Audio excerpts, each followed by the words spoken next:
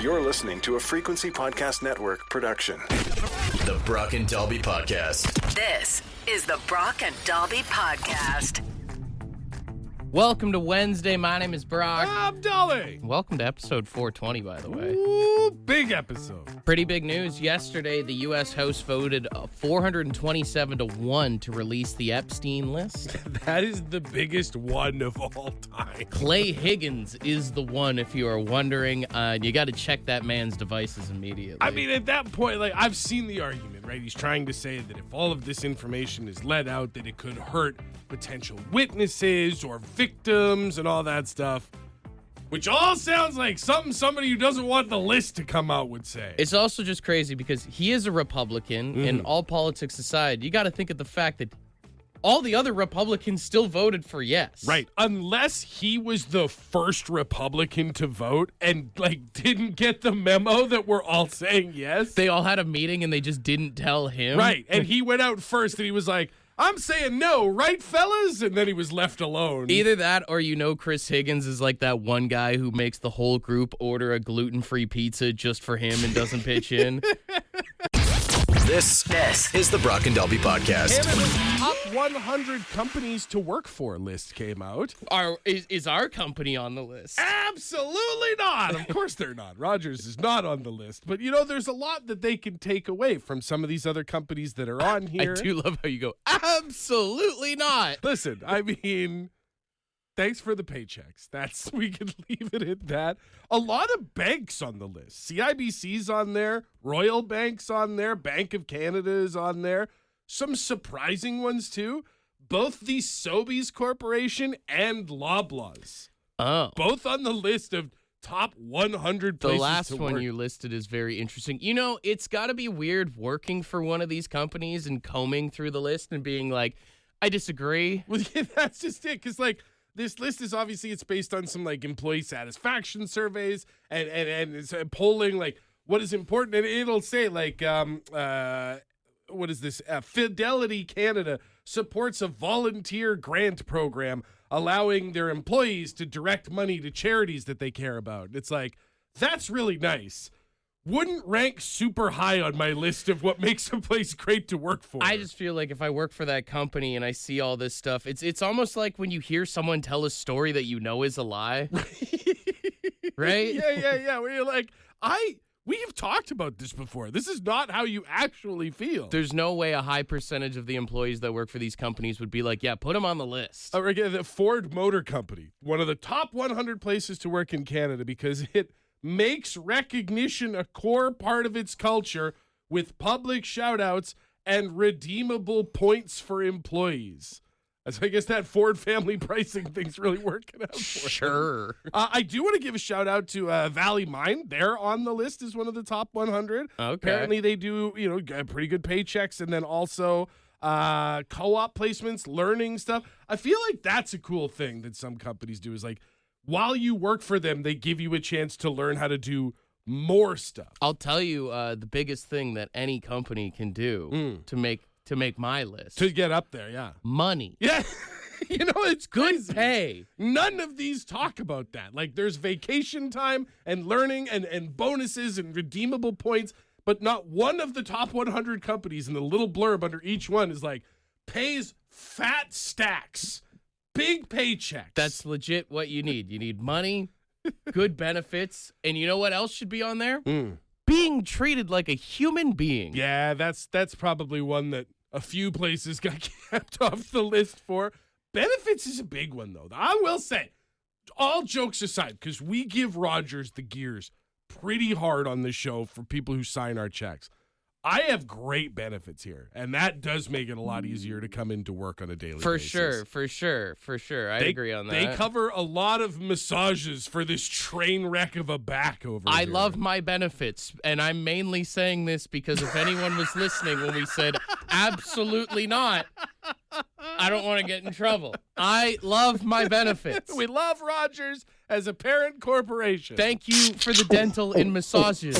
The Brock and Dalby Podcast. We got a text from Steve at 762-555 who says, I work for a steel fabrication company who happens to own the golf course right next to them. I get a free membership there, and they have their own on-site garage, so I get work done on my vehicle at a discounted price, which I think, we're talking about the benefits of a good employer. Yeah. What makes it worth going to work? Perks, right? Yeah, I mean, dude. we're lucky where we get to go to free concerts because we work at a radio station, right? Right, yeah. But also, just those little added things. I don't even know if you remember this. When we first started working, the company had a deal with the movie theater where we could go, as long as it wasn't like a Disney or Marvel movie. And we have free passes. We could just go in the middle of the day and watch a movie, and it's such a small thing, but you were like, hell yeah. You want to talk about perks, though. Someone texted and said, I work at the Hawkins Cheesies factory, and obviously the best part about the job is sneaking cheesies. I will say, and I've talked about it on the show many times, I used to work at KFC just out of high school.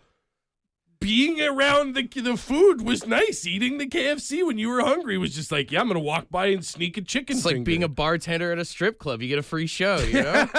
Yeah, exactly. Which someone just Michael said the receptionist is worth going into work for. It's funny how your perk might be her nightmare. Yeah. It's like every day I go to work, this guy keeps staring at me. We got someone on the line. What would you say is a sign of a good employer? Everybody, the people, everybody is incredible where I work at with GDB Construct. From the boss, the owner, the top of the line, that man treats everybody with absolute dignity. It's 5:30 in the morning, and I'm anxious to go to work for this guy. Sounds like somebody deserves a raise. Well, I'm fishing a little bit right now. I'm not going to deny that. Brother, you're fishing with dynamite, all right? You're not. There's subtleties out the window. We got Steve Ansel, we got Pat Hudson, we got Randy White. In the office, we got Larissa. Brother, These say guys are your all name. killing What it. is your name? This is Norman Pikes, Brock. You got me. Norman Pikes deserves a raise. Absolutely. GDP, hook the man up. Thanks for the assist, fellas. You do bring up a good point, all jokes aside, though. It's not necessarily something the company can handle, but if the people you work with don't suck, it makes it a lot easier to go to 100%. work. These guys are awesome. I call Steve the GOAT. Everybody calls Steve the GOAT for a reason. Everybody is tremendous. Okay, Norman, where I I'm wasn't giving you another chance to suck up. Jesus. Holy, the lips are puckered this morning. at. I'm not even bringing coffee. Never mind these guys. The Brock and Dalby Podcast. The Brock and Dalby Podcast. Eminem is apparently suing an Australian beach brand called Swim Shady. I saw that. He's arguing that the company's name is too similar to his trademarked alter ego, Slim Shady. Now, it's probably not him. It's probably someone from his estate doing it. But Right. regardless, come on. I don't know. So you know me. I'm generally anti-litigious. I think we sue each other for a lot of things that we don't need to. But I think he's kind of got a point, or his legal team has a point. You might easily think that a swimwear company called Swim Shady would be associated with him. This is the same guy who used to play on the name of a candy as his stage name, and he's suing someone else for using a play on his name? Irony. Well, hey, listen, if the M&M's candy people want to come through and start asking for money, they're more than welcome to. But I think that Swim Shady is a little too on the nose. If he really wanted to go against him, he should have just started a competing brand called The Real Swim Shady. All right, you're right. That's actually the move. This is the Brock and Dalby Podcast. Jackass star Johnny Knoxville got married over the weekend. He posted on his social media his longtime girlfriend. They finally tied the knot there. Why does that make me feel old? It feels like that's my childhood growing up right there. I mean, he is 50 years old. I So guess he's a little you're late right, to the yeah. party, but When you see him show out now with the gray hair and everything, okay, yeah. the thing I thought when I saw the photo, and it's terrible to say, because I know he plays a character like anyone does on the show and the movie or Sure. whatever. But if I was getting married to Johnny Knoxville, there'd be a part of me the whole time thinking it's a prank. I mean, right from the proposal through to the ceremony. You would be waiting as you're at the altar. Do you take this man? I do. And then a big face reveal, pulls off a mask. It's Steve-O. It would be great if during his vows he's like, I'm Johnny Knoxville and welcome to marriage. Something like that.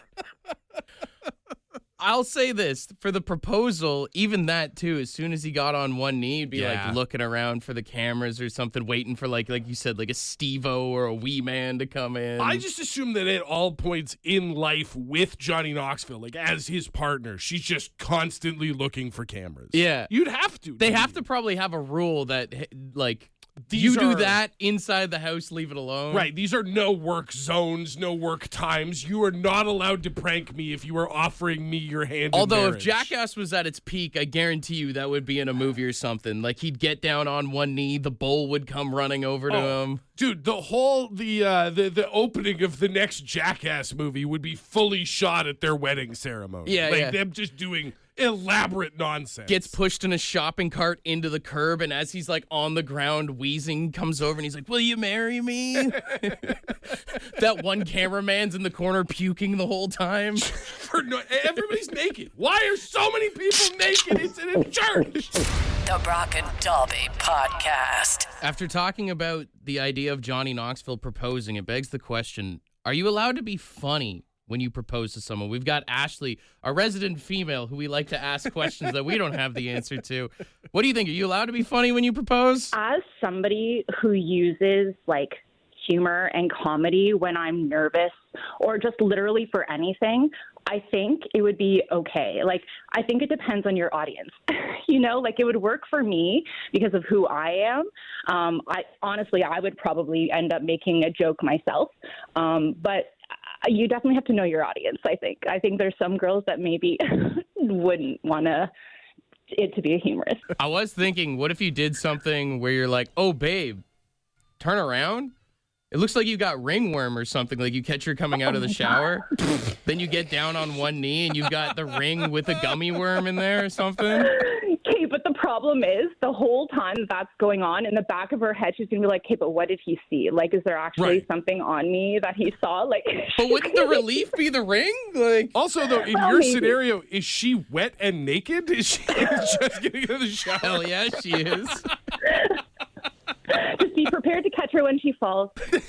Even thinking now in the morning, like you guys go, you do it after a night of drinking. You're all hungover. You pretend like you're puking in the toilet. Be like, babe, come here. And you're already on your knees. You go, there's no one I'd rather be hungover with. All right, I'm going to put this out there right now. Do not do that. Do not propose to anybody in a bathroom, anywhere near a toilet. Please do not do that. Anybody. Why are all of your ideas bathroom related? That's where I These are spend not most of good my ideas. time. I'm glad we're talking this out, Brock. This is important. The Brock and Dalby Podcast. So The Doors is our artist of the week, and of course it's Wednesday, which means it's time to censor out The Doors. As we do here on the show. Which is very easy because they do have a handful of songs with love in the title, and what we've learned from this is anytime you have love in a song, it makes it very easy to turn it dirty.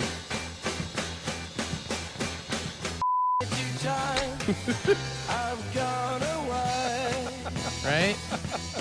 2 times is too many. So you've got Love Me 2 times. You've got Love Her Madly.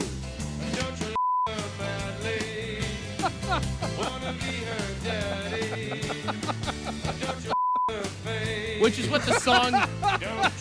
The song is already about all of this. We're just letting you know if you didn't know. When they say don't 3825 her mad, is that what they mean when they say don't go to bed angry? Is that what they're getting at? That's up to your interpretation. Hello, I Love You. I really like this one because it sounds awkward, but it also kind of sounds like a foreign guy. Sounds like a Borat line. Yeah. I love you. I love you. It's very forward. One of my favorite Doors songs is Peace Frog. And at the beginning of that, they talk about blood in the streets. What if it wasn't blood?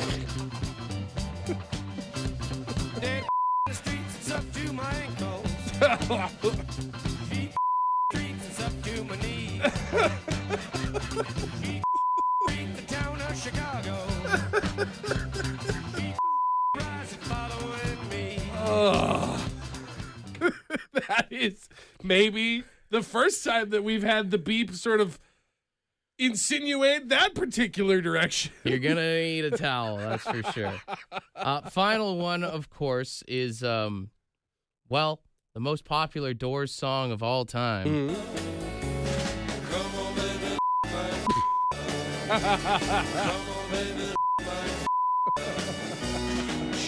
Buddy waited through a whole 6 minutes of keyboard just to say that, you know?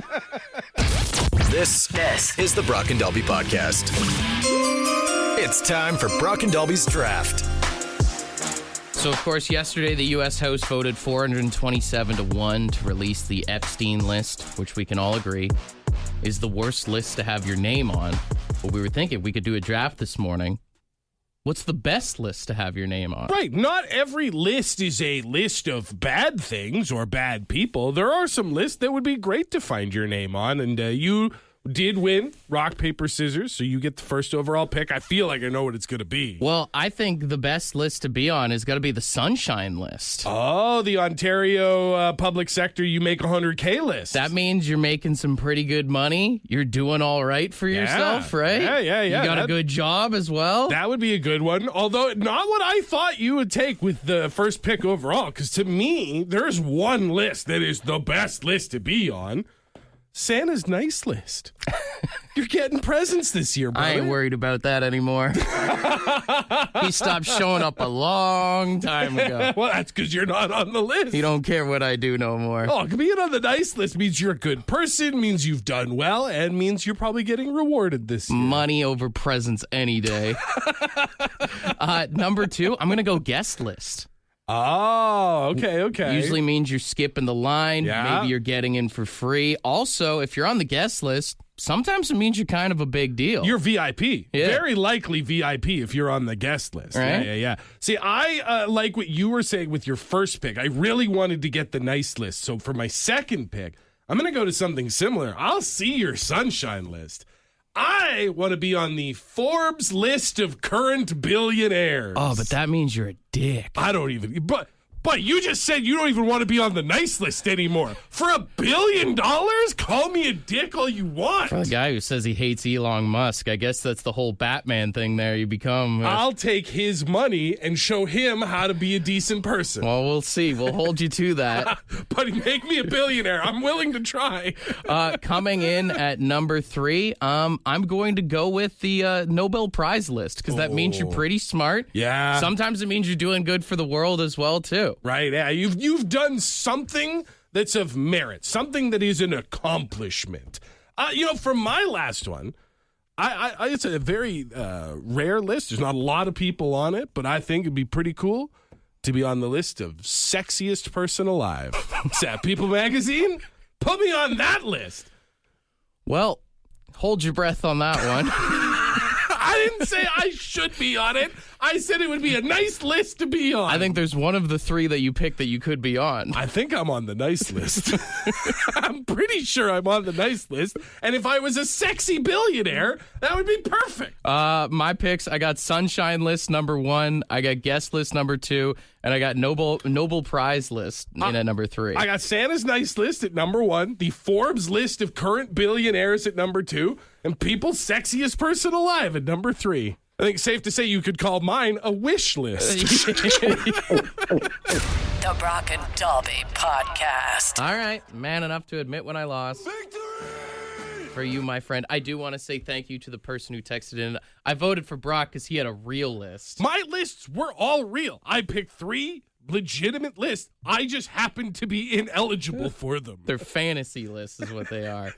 Some of the ones that we missed out on that people texted on, someone said being a list of nominees. Oh, yeah. I also saw a bunch of people say like Hall of Famer, like Rock and Roll Hall of Fame, Hockey Hall of Fame, being on a list for that. Stanley Cup winner. Yeah. That's sorry to explain that to you. Shut up. That's when a team You wins. won, okay? Take it in grace, all right? Sorry, you're right. The Dean's list was on there as well. Ooh, is that like the honor roll, but for college? Yeah, New York Times bestseller list could have been on there as well. I'll say this, and I'm not trying to take away from anybody, but I've been reading into that. It's actually a lot easier to do than you might expect. There's a lot of genres that you can be a bestseller. It's like getting a in. verified check on Twitter. Honestly, it's kind of similar. I did see one I thought was very funny. Someone said, when there's a disaster and you can check in as safe from it, that's a good list to be on. People who didn't die in a fire. That's almost as dark as the person who said being on someone's beneficiary list. When their will is being read. Yeah, like, bummer that someone died, but, like, it's not you. It's good to know that your auntie loved you more than she did your nephew. The Brock and Dalby Podcast. The Brock and Dalby Podcast. One of the most famous drink brands in the world, I think you would agree, is Monster Energy. Unleash the beast. Whether you drink it or not, everybody knows the logo, everybody knows the stereotypes. There is a large percentage of our audience who has already crushed a white Monster Energy this morning before hitting the job site. Maybe more than one. Well, they have a new drink that they have produced. They have trademarked it. It is coming out in Q1 of 2026, and it's called Flirt with no I. It's got a pastel logo, and it is going to be branded as Monster Energy for girls. Oh. Yeah. Wait. So have girls not been allowed to drink normal Monster Energies this whole time is what you're telling me? I hate to be the bearer of bad news, but ladies, if you've been drinking Monster Energy drink, apparently you've been crossing the line. That feels like something that should have came out in the early 2000s, when every sort of marketing thing was split between men and women. Well, yeah, it's very reminiscent of, remember the Bic pen for ladies? And it was like a pink cap. And the idea was that it writes better for women. Even just look at razors. It's like pink razors are supposed to be for women. The blue one are for the men. They're the same damn razor. You ever go to a Home Depot and you see the pink tools? And you just know that that's pissing women off. We're just like, why? Why does this have to cost more to put a pink coat of paint on it? I think that's the biggest thing is, when me and Courtney go shopping and even buying deodorant, hers is always like $3 more than mine. Pink tax. That's what they call it. So I started looking it up because I was like, this is super dumb. If you want to make like a different brand of your drink, maybe it's a little softer or whatever, that's fine. But going straight as this is energy drinks for girls is just dumb. The slogan should be, unleash the female dog. So I went and I looked at some other examples of unnecessarily gendered marketing. It's funny you mentioned female dog. I found a company called Lazy Dog Pup Pies. They make birthday treats, and you can buy the pink one or the blue one, depending on the gender of dog you have. It's for dog. Oh my God, that's ridiculous. Imagine your dog being like, I'm a boy. I can't eat this pink treat. There's also, I found a book for dudes that want to learn how to crochet. It's called Brochet. If anybody wants any of these products, let me know. For the dude that was worried he was going to get made fun of his friends for crocheting. Right? They found your wool stash. You're like, whoa, it's Brochet. It's totally fine. Deep Fresh wet wipes. Everybody sells these wet wipes, like keep in your car or whatever nowadays. They have two brands. You can either get it in Sport Men or Fresh Lady. Well, I've always laughed at the idea of dude wipes, where it's like a wipe for guys to wipe their butts. It's too harsh for a lady bum. Yeah. This is only for real men. And maybe the worst one that I saw, and I want to get your opinion on this, is a company called Murchison Hume. And they make cleaning products. They make a boys' bathroom cleaner. And I want you to guess what fragrance boys' bathroom cleaner is. Is it like a musk? No, it's not a musk. It's a bathroom cleaner just for bathrooms used by boys. It is Australian white grapefruit. What? Nothing says man like white grapefruit coming from your toilet. I do love the idea of a guy being like, I ain't cleaning my bathroom. This is the Brock and Dalby Podcast. Okay, so take 30 seconds of your time and search Old Spice Eagle Fangs deodorant for women.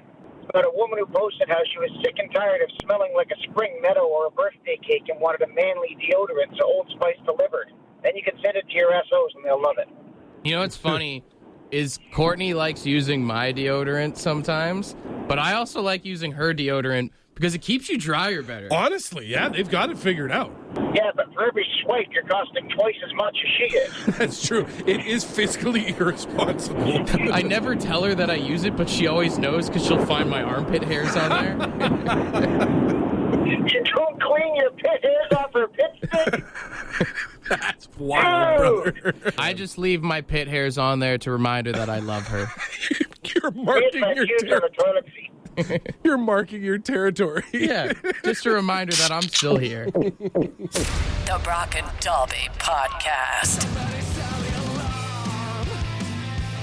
All right, we've got $100 in Lotto 649 tickets for Sound the Alarm today. Gold Ball jackpot tonight, $28 million draw, guaranteed $1 million prize no matter how it goes down. Classic jackpot worth $5 million tonight as well. Now, at the station, when we have dead air, we have this alarm that goes off. And it's intense because the idea is to make sure that somebody in the building hauls ass into the studio and at least hits play on a song or something. Oh, you've never seen somebody run faster in your life when you hear that sound go off in the building? Even me. I could run at a competitive level if that sound was in the background. There's nothing worse than being in the bathroom in here. So we've got 3 contestants who have to do this sound for us. If you're not one of them, as always, you are a judge to 762-555. Let us know who does it the best. But we'll start on line 1 here. Hey, good morning. Who's this? It's Mike, boys. Mike, are you ready to play? I think so. Bear with me. I'm battling probably the same sickness Dalby had, but I can give her a go. We got this, brother. All right. That's what we need from you 4 times if you can do it for us. Let's see what you got. All right.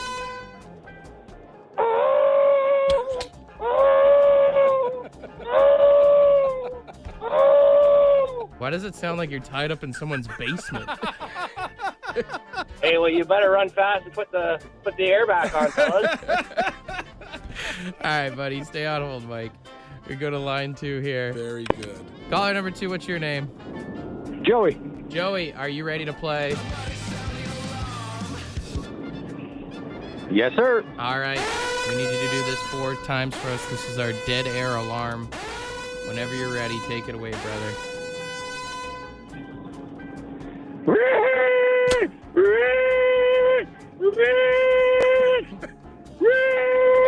You know that movie where the guy goes, I'm going to make you squeal like a pig? Squeal like a pig for me, boy. That's what that sounds like. Hey, I did pretty good, I think. Joey didn't like that comparison, but you did good. You were did really good. You did great. It would alarm me, that's for sure. Stay on hold, brother. All right, we go to caller number 3. Caller number 3, what's your name? Irene. All right, you are our final contestant 4. Now we're having everybody do this dead air alarm sound. What do you think of your competitors so far this morning? Not bad. You think you can one-up them or what? I don't know. We'll try. All right, that's all we asked for. Let's hear it. Whenever you're ready. Okay.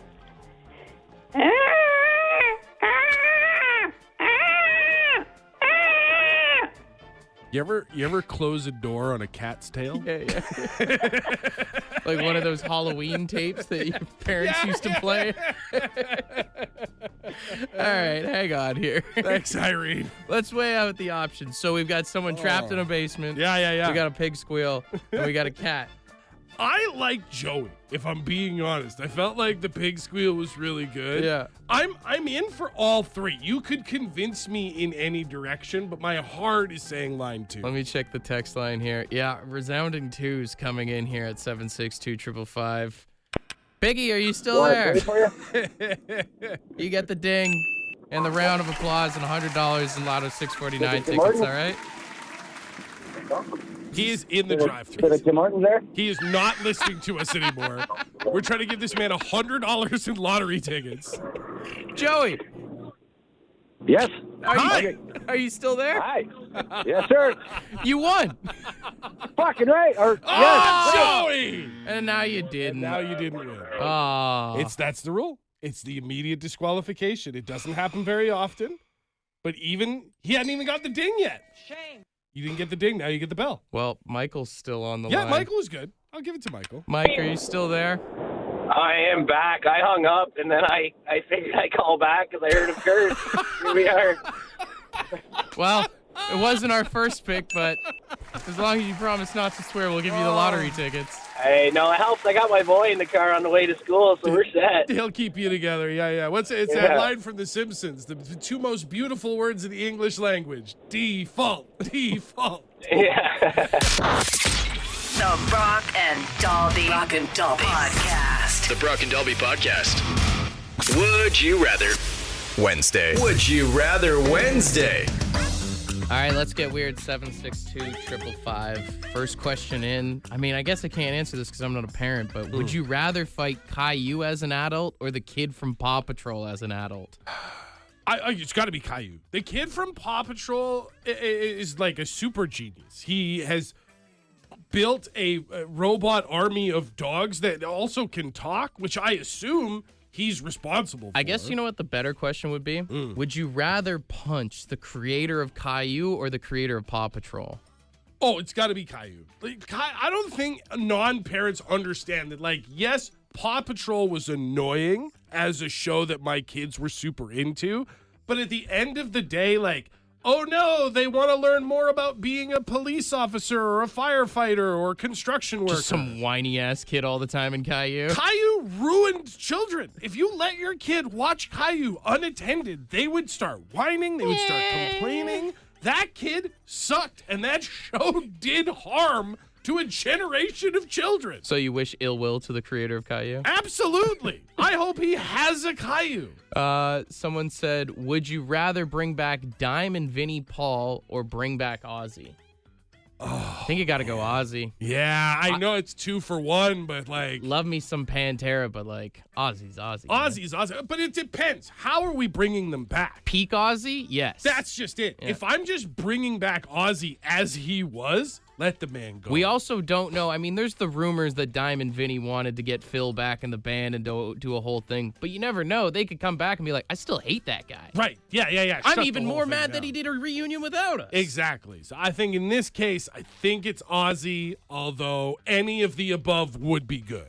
Someone said, would you rather soil your pants in public once a year or dookie a little bit in your pants every single day, but nobody ever notices? I think you got to do the once a year. Once a year. You make an event out of it. It's a celebratory thing. You take the day off of work. You pick a spot. You make yourself somewhere nice and private. Also, I feel like if it's once a year, people will have some sympathy versus if you're doing it every day, people will be like, man, that guy stinks. Well, but it did say no one ever finds out. It's just your own pain and suffering. I don't know. Courtney does my laundry. She's going to find out, dude.